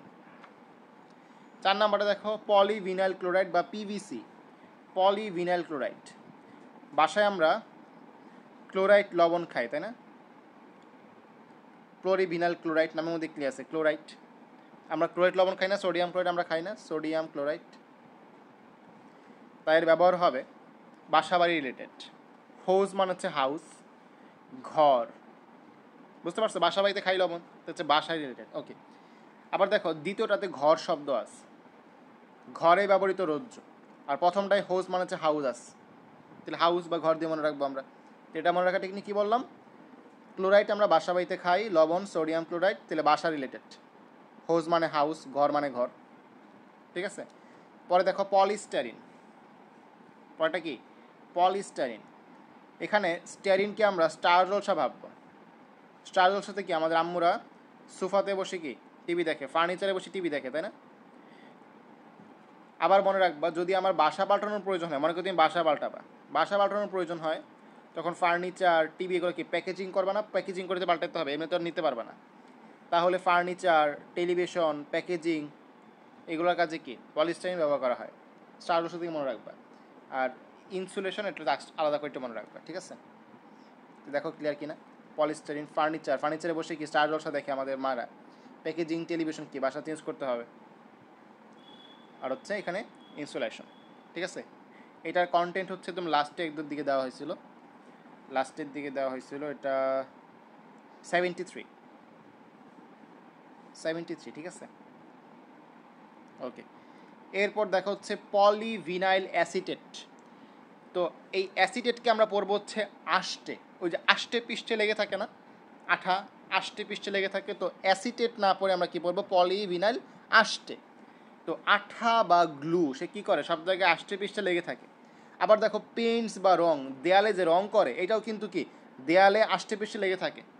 কম্পিউটারের যে ডিস্ক এটা কিন্তু ওই যে কম্পিউটারের সাথে একদম লাগানো থাকে তাই না, তাই গ্লু, আঠা, পেইন্ট, কম্পিউটারের ডিস্ক সব কি পলিভিনাইল অ্যাসিটেট। অ্যাসিটেট মানে হচ্ছে আষ্টে, আষ্টে বেশি লেগে থাকে, ঠিক আছে, বুঝতে পারছো। ওকে ওকে, এরপর দেখো পলিঅ্যাক্রাইলোনাইট্রাইল। এখানে অ্যাক্রাইলো ক্র দিয়ে আমরা মনে রাখবো কৃত্রিমের ক্রর সাথে কৃত্রিম মিলাবো। আবার ফেব্রিক্সের মধ্যেও কি আছে, এই যে ফেব্রিক্স মানে ব্র এমনি মিলাবা, ফেব্রিক্স ব্র। তাহলে আমরা আগের যে উদাহরণগুলো পড়ছি তার মধ্যে কিন্তু এরকম যুক্ত বর্ণ আমরা পাইনি, সাধারণত এটার মধ্যেই পাচ্ছি। তাহলে ফেব্রিক্স কৃত্রিম চুল, তত যুক্ত বর্ণ মানে অ্যাক্রাইলো, যুক্ত বর্ণগুলো আমরা ফোকাস দিচ্ছি এখানে, ঠিক আছে। আর যদি শুধু রজ্জু বলে তখন হচ্ছে কি, শুধু রজ্জু বললে তখন আনসার হচ্ছে কি পলিঅ্যাক্রাইলোনাইট্রাইল। আর যদি বলা হয় ঘরে ব্যবহৃত রজ্জু, ঘর মানে হাউস, হাউসে আমরা কি লবণ খাই ক্লোরাইড, তাহলে হচ্ছে পলিভিনাইল ক্লোরাইড। মনে পড়ে কিনা, এই জিনিসগুলো হেল্প করতে পারলাম, সব একটু জানো। তাহলে এখান থেকে দুইটা পর আমরা দেখাবো এই জিনিস হেল্প করতে পারলাম কিনা। ওকে, এটা বাসায় পড়বা, ঠিক আছে, বাসায় বারবার দেখলে ইনশাল্লাহ ক্লিয়ার হয়ে যাবে, হাইস্ট 2-3 বার দেখলেই শেষ। বইয়ের সাথে মিলাবা। ইথিলিনের পলিমারকরণ দেখছি আমরা অলরেডি, পলিইথিলিন চাপ আমরা কি বলে কাজ দেখছি। এখান থেকে চাপটা দেখবা 1000 থেকে 1200। আর আমি আগে পড়াইছিলাম যে এখানে অক্সিজেন প্রভাবক, জৈব যৌগের বা আমাদের কেমিস্ট্রি বইয়ের একমাত্র এইটাই বিক্রিয়া যেখানে অক্সিজেন হচ্ছে প্রভাবক। আর অন্যগুলো আমরা দেখবো যে অক্সিজেন প্রভাবক না, অন্য যে কোনো ডি ব্লকের মৌল, নিকেল, আয়রন এগুলো থাকে তাই না, কারণ তারা হচ্ছে প্রভাবক হিসেবে কাজ করে। ব্যবহার আমরা পড়ছি এগুলো, সমস্যা নেই। এই লাইনটা খেয়াল করো, পলিপ্রোপিলিন। পলিপ্রোপিলিন হচ্ছে সবচেয়ে হালকা পলিমার প্লাস্টিক। এই প্রশ্নটা আসে, সবচেয়ে হালকা পলিমার প্লাস্টিক কোনটা, ঠিক আছে। আর কি ব্যবহার করা হয়, টাইটানিয়াম ক্লোরাইড, টাইটানিয়াম ট্রাইক্লোরাইড ব্যবহার করা হয়, এই জিনিসটা দেখবা জানবা। পলিপ্রোপিলিন ক্লোরাইডে কী ব্যবহার করা হয়, টাইটানিয়াম ট্রাইক্লোরাইড। ওকে, পলিভিনাইল ক্লোরাইড বা পিভিসি, ঠিক আছে, এটার কাজপত্র আমরা পড়ছি, এটা সমস্যা নাই। এই রেনকোট তৈরিতে কোনটা এটা দেখবা, রেনকোট তৈরিতে কোনটা দেখবা আলাদা করে, ঠিক আছে। আর বাকিগুলো তো দেখাইছি, ক্লোরাইড, বাসাবাড়িতে আমরা গ্রামোফোন বাজাই না, গ্রামোফোন রেকর্ড আগে, এখন তো বাজাই না, আগে ছিল। ওকে, পলিস্টারিনের ক্ষেত্রে প্রভাবক কোনটা? শুষ্ক অ্যালুমিনিয়াম ক্লোরাইড, এটা জেনে রাখবা, ব্যবহার তো আমরা পড়ছি স্টার জল সাথে না। টেফলন, এটা মাস্ট, টেফলনটা ভালো মতো দেখো, টেফলন। ওকে, রান্নার ফ্রাই প্যানে টেফলনের কোটিং দেওয়া হয়, এটা আসছিল মেডিকেলে, রান্নার ফ্রাই প্যানে টেফলনের কোটিং দেওয়া হয়, এটাও কিন্তু পড়াইছি। ওকে, তাহলে আমাদের হচ্ছে সংযোজন পলিমার শেষ, এখন হচ্ছে ঘনীভবন পলিমার। তার মানে এখানে ভিন্ন ভিন্ন জিনিস থাকবে, এখন আর একটা জিনিস থাকবে না, ভিন্ন ভিন্ন জিনিস থাকবে, তাই না? যেমন নাইলন, নাইলন দেখো ঘনীবার পলিমারকরণের একটা উদাহরণ। দাঁতের ব্রাশ তৈরিতে নাইলন 66 ও নাইলন 610 ব্যবহৃত হয়। দাঁতের ব্রাশ তৈরিতে কী ব্যবহার করা হয়? নাইলন, এটা একটু খেয়াল রাখবা। আর তেমন কোনো প্রশ্ন আসে না। এই যে নাইলনের ব্যবহার এখান থেকে। দাঁতের ব্রাশের ইয়াগুলো শক্ত শক্ত না? সুতা বলতে পারো, শক্ত শক্ত না? তাহলে মোটা কম্বল, মাছ ধরার জালের সুতা শক্ত শক্ত কি না? নাইলন সুতা দ্বারা কি মোজা, ইলাস্টিক সব শক্ত শক্ত, নর্মাল কাপড় কিন্তু না, এগুলা কম্বল মোজা নর্মাল কাপড় কিন্তু না, তাই না? জাল। ওকে, এই হচ্ছে কথা। এরপর হচ্ছে ড্যাক্রন। ওকে, ড্যাক্রন, তো ড্যাক্রন থেকে কী কী পড়তে হবে? পলিয়েস্টার থেকে মাইলার নামে প্লাস্টিক ফিল্ম ও রেকর্ডিং ট্যাপ তৈরি করা হয়। তো ড্যাক্রন থেকে এই রেকর্ডিং ট্যাপ আর হচ্ছে মাইলার নামক প্লাস্টিক, এই দুটা মাস্ট। ওকে, আর এরপর তুমি এর রাসায়নিক নাম জানতে পারো যা লেস ইম্পর্টেন্ট, এই দুটা মাস্ট, মাইলার আর হচ্ছে রেকর্ডিং ট্যাপ। ওকে, এখান থেকে খুব বেশি পড়তে হবে না, এগুলো পড়া লাগবে না। গ্লুকোজের স্টেরিও সমাণু কয়টি আমরা পড়ছি আগে, এগুলো এখানে লাগবে না। গ্লাইকোসাইড বন্ধন, তাই না? গ্লাইকোসাইড বন্ধন দুই রকমের আছে, আলফা গ্লাইকোসাইড বন্ধন, বিটা গ্লাইকোসাইড বন্ধন। আলফা গ্লাইকোসাইড বন্ধন হচ্ছে স্টার্চে পাবা, কারণ স্টার্চের মধ্যে সবগুলো কি alpha glucose, alpha D glucose, তাই না? আর সেলুলোজ কি দিয়ে তৈরি হয়? বিটা ডি গ্লুকোজ দ্বারা। তাহলে যেখানে তুমি কি বন্ধন পাবা? বিটা গ্লাইকোসাইড বন্ধন। ইজি। সেলুলোজ সম্পর্কিত তথ্য এখানে লেখা আছে, দেখো আমরা এগুলো আগে থেকেই জানতাম। তুলায় 90% হচ্ছে সেলুলোজ, বোটানিতে আমরা এগুলো পড়ছি, তাই না? এগুলো কিন্তু এখান থেকে এখন পড়ার কিছু নেই। আমাদের সেলুলোজ নামক এনজাইম নাই, যার কারণে আমরা হচ্ছে ঘাস হজম করতে পারি না, তৃণভোজী পাই না পারে, রাইট? স্টার্চের আয়োডিন দিলে নীল বর্ণ, আমরা এটা আগে থেকেই জানি, বোটানিতে আমরা পড়ছি, তাই না? এগুলো এখান থেকে কিন্তু পড়ার কিছু নাই। সেলুলোজ এনজাইমের নাম মাত্র বললাম। আর সেলুলোজ কিন্তু কোনো বর্ণ সৃষ্টি করে না আয়োডিনের সাথে। পেপটাইড বন্ধন বা প্রোটিনগুলো তৈরি হয় কি পেপটাইড বন্ধনের মাধ্যমে। ওকে, এগুলো খুব ইজি। আচ্ছা, এই যে এখানে দেখো, দেখতে পাচ্ছ কিনা? তো আমরা জানি প্রোটিনকে ভাঙলে, প্রোটিনের যে ক্ষুদ্রতম একক তার নাম হচ্ছে অ্যামাইনো অ্যাসিড, রাইট? প্রোটিনকে ভাঙলে আমরা যেটা পাই সেটা হচ্ছে অ্যামাইনো অ্যাসিড। প্রোটিনকে ভাঙলে আমরা যেটা পাই সেটা হচ্ছে অ্যামাইনো অ্যাসিড। এই অ্যামাইনো অ্যাসিডের কিছু প্রকারভেদ আছে, দেখতে পাচ্ছ কিনা? অপোলার অ্যামাইনো অ্যাসিড, এই সবগুলো তোমাদের হয়তো অনেক এটা বুঝতে সমস্যা, আমি একটু মার্ক করে দিই, অনেকে বুঝো না আসলে কোনটা কার আন্ডারে, আমার সাথে সাথে মার্ক করো। এই যে এটা হচ্ছে অপোলার অ্যামাইনো অ্যাসিড, এই পুরাটুকু। তারপর এই যে এখন যেটা মার্ক করতেছি এটা হচ্ছে পোলার অ্যামাইনো অ্যাসিড। মানে নামগুলো উপরে উপরে আর কি, নিচে নিচে না, উপরে উপরে নাম। তারপর হচ্ছে অ্যারোমেটিক অ্যামাইনো অ্যাসিড। ওমা, আসলো না কেন, দাঁড়াও, এটা হচ্ছে অ্যারোমেটিক অ্যামাইনো অ্যাসিড, ঠিক আছে? আর এটা হচ্ছে ক্ষারীয় অ্যামাইনো অ্যাসিড, পরে ক্ষারীয় অ্যামাইনো অ্যাসিড, এটা হচ্ছে অম্লীয় অ্যামাইনো অ্যাসিড।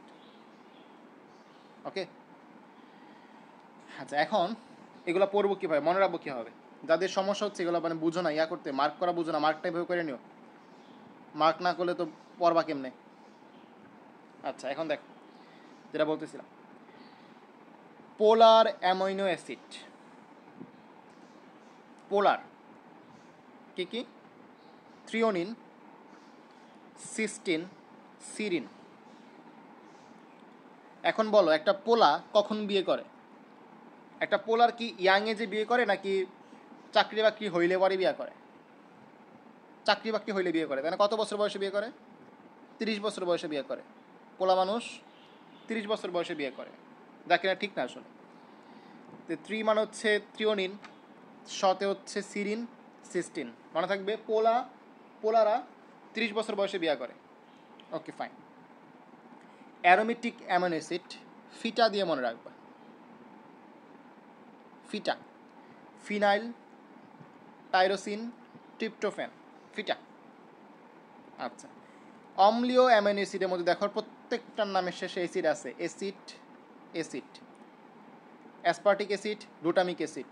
অ্যাসপার্টিক অ্যাসিড থেকে আসছে অ্যাসপারজিন, গ্লুটামিক অ্যাসিড থেকে আসছে গ্লুটামিন। শেষ, জাস্ট 2টা পড়লে বাকিগুলো হয়ে গেল, রাইট? ক্ষারীয় অ্যামিনো অ্যাসিড মনে পড়ে কিনা? শিশুদের ক্ষেত্রে অত্যাবশ্যকীয় অ্যামিনো অ্যাসিড 10টা, রাইট? কোন 2টা এক্সট্রা? প্রাপ্তবয়স্কদের ক্ষেত্রে অত্যাবশ্যকীয় অ্যামিনো অ্যাসিড 8টা, আর শিশুদের ক্ষেত্রে 10টা। কোন 2টা এক্সট্রা? শিশুরা আর্যদের হিস্ট্রি জানে না, তাই না? শিশুরা আর্যদের হিস্ট্রি জানে না, এটা হচ্ছে টেকনিক। আর্য, ওই যে আগের দিনে বিভিন্ন বংশ ছিল না, সভ্যতা ছিল না আর্য, এগুলা আর্যদের হিস্ট্রি জানে না, তাহলে আর্জিনিন, হিস্টিডিন। এবং শিশুরা মিথ্যা কথা বলে না, তাহলে লাইসিন। এগুলো হচ্ছে ক্ষারীয়। তাহলে এই যেগুলা বাদে দিন দুনিয়ায় যা কিছু আছে সব কি অপোলার অ্যামিনো অ্যাসিড। দিন দুনিয়ার বাকি সব কি অপোলার অ্যামিনো অ্যাসিড। মনে থাকবে ইনশাল্লাহ বাচ্চারা। জুইটার আয়ন কি দেখে নিবা, খুব আমরি কিছু না। ওকে, অ্যাসিড আর ক্ষার দূরে থাকতে সেটা আমরা জুইটার আয়ন বলতেছি। পেপটাইড বন্ধনের ক্ষেত্রে কার্যকরী মৌল সংকেত C1H, আমরা C1H আমরা আগেই পড়াইছি। প্রোটিনের এখানে দেখতে পারো যে অ্যামাইনো অ্যাসিড 50টি বা ততোধিক অণু পেপটাইড বন্ধন দ্বারা আবদ্ধ তাকে কী বলে? প্রোটিন বলে। বুঝো কিন্তু বিষয়টা, অ্যামাইনো অ্যাসিডের 50টি কমপক্ষে বা তার বেশি অণু পেপটাইড বন্ধন দ্বারা আবদ্ধ হলে তার নাম হচ্ছে প্রোটিন। তাহলে প্রোটিনে কোন ধরনের বন্ধন? পেপটাইড বন্ধন। প্রোটিনের মধ্যে পেপটাইড বন্ধন। সবচেয়ে কম যদি বলে, সবচেয়ে পিচ্ছি কোনটা? সবচেয়ে পিচ্ছি হচ্ছে ইনসুলিন। এটার মধ্যে 51টা অ্যামাইনো অ্যাসিড আছে, সর্বনিম্ন 50টা হইতে হবে, নাইলে হবে না। এর মধ্যে 51টা কোনটা? ইনসুলিনের মধ্যে। আমরা এগুলো বোটানিতে পড়ছি, প্যারা নেই। যেটা পড়তে হবে এখানে, প্রোটিনের কিছু পার্ট করছে, প্রোটিনের কিছু শ্রেণীবিন্যাস করছে 4 প্রকার। প্রাইমারি গঠনের মধ্যে প্রাইমারি বা 1 ডিগ্রি গঠন, সেকেন্ডারি বা 2 ডিগ্রি গঠন, টারশিয়ারি বা 3 ডিগ্রি, আর হচ্ছে কোয়ার্টার। তো প্রাইমারি গঠন বা 1 ডিগ্রি গঠনের মধ্যে দেখো, এটি হলো প্রোটিন শিকলে সমযোজী বন্ধনে আবদ্ধ বিভিন্ন অ্যামাইনো অ্যাসিডের ক্রমবিন্যাসরূপ গঠন। কোন উদাহরণ দিছে? দেয় নাই, তাহলে আমাদের প্যারা নাই। 2 ডিগ্রি গঠনের মধ্যে দেখো মাংসপেশি, টেন্ডন, ধমনী। ধমনীর ইংলিশ যেন কি? আর্টারি।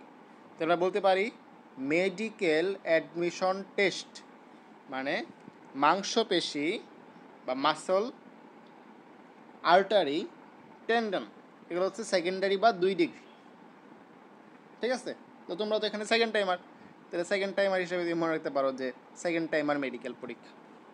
ওকে, টারশিয়ারি বা 3 ডিগ্রি, এটি হলো ত্রিমাত্রিকভাবে প্রোটিনের শিকলের গঠনরূপ। এখানে কিছু উদাহরণ দেখো, ডিমের সাদা অংশ অ্যালবুমিন, তাই না? এটা কিন্তু আমরা পড়ছি। ডিমের কুসুম হচ্ছে গ্লোবিউলিন। তারপর হচ্ছে ডিমের কুসুম এখানে বলা নাই, এটা হচ্ছে কোষ শ্বসন আমরা পড়ছি। রক্তের আরবিসি এর হিমোগ্লোবিন, অস্থির উপর মায়োগ্লোবিন, রাইট? অস্থির উপর মায়োগ্লোবিন, অস্থির মধ্যে পেশি লাগানো থাকে, তো পেশি মানে মায়ো।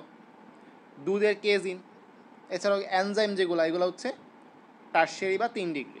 তো একটু অ্যাডভান্স লেভেলে চিন্তা করবা, মানে যেগুলো একটু অ্যাডভান্স লেভেলে উপরের দিকে কঠিন নাম, সেগুলো হচ্ছে কি 3 ডিগ্রি। ঠিক আছে?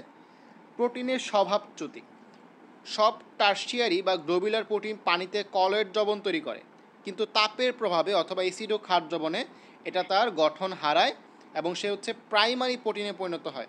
মানে সে হচ্ছে তার উন্নত বৈশিষ্ট্য হারিয়ে অন্যত হয়ে যাচ্ছে, যাকে আমরা বলতেছি প্রোটিনের স্বভাবচ্যুতি বা ডিন্যাচারেশন। এটা আমাদের মেডিকেলে আসে, ডিন্যাচারেশন অফ প্রোটিন মেডিকেলের পড়ার মধ্যে আসে, বুঝছো? দুটি পেপটাইড শিকল দ্বারা কোনটি যুক্ত বলো? পেপটাইড শিকল দ্বারা কোনটি যুক্ত? শিকল কোন বন্ধন যুক্ত বলো? পেপটাইড। দুটি পেপটাইড শিকল কোন বন্ধন দ্বারা যুক্ত?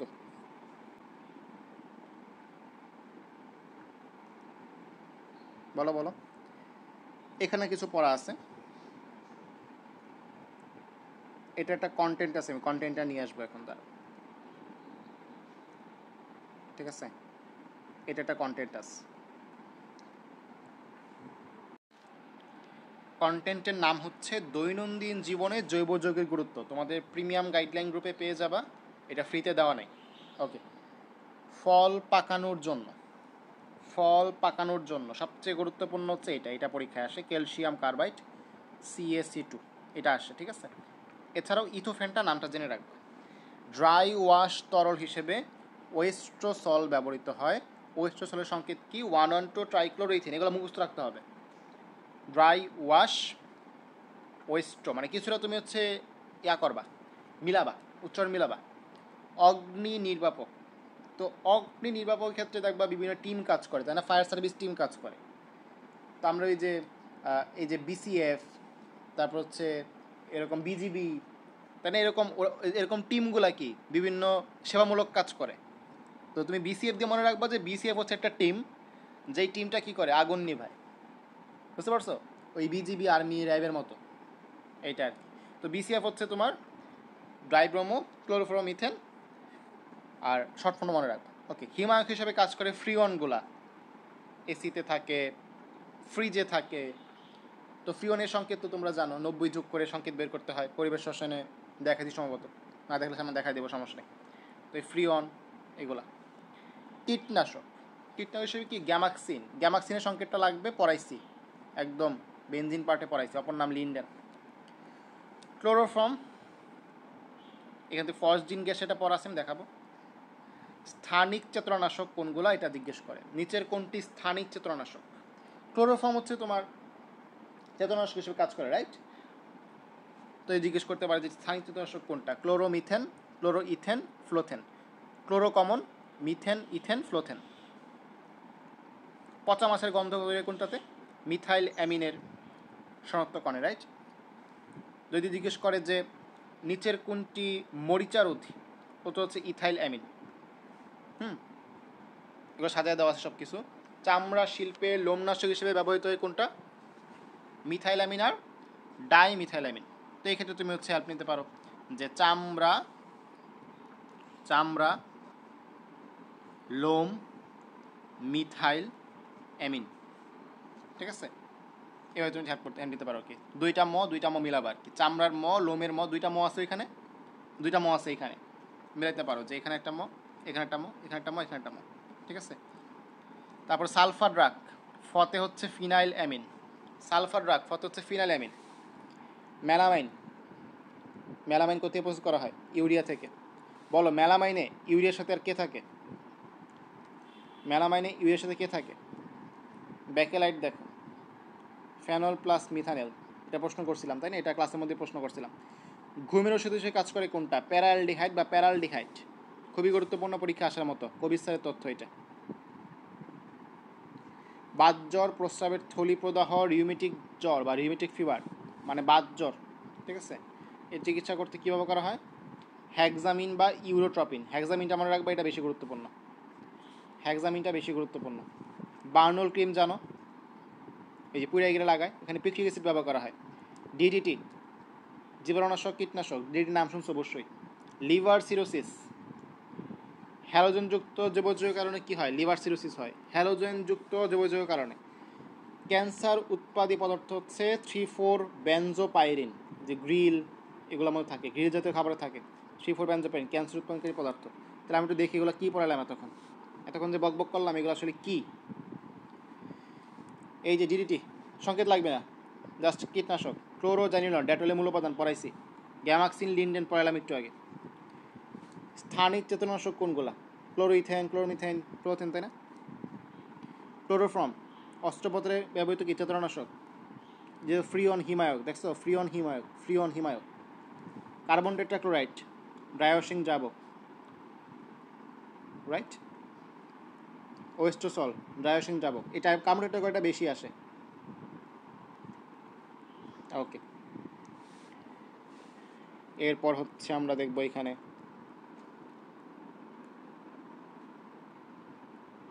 এই দেখো 3,4 বেনজোপাইরিন, দেখতেছো কিনা?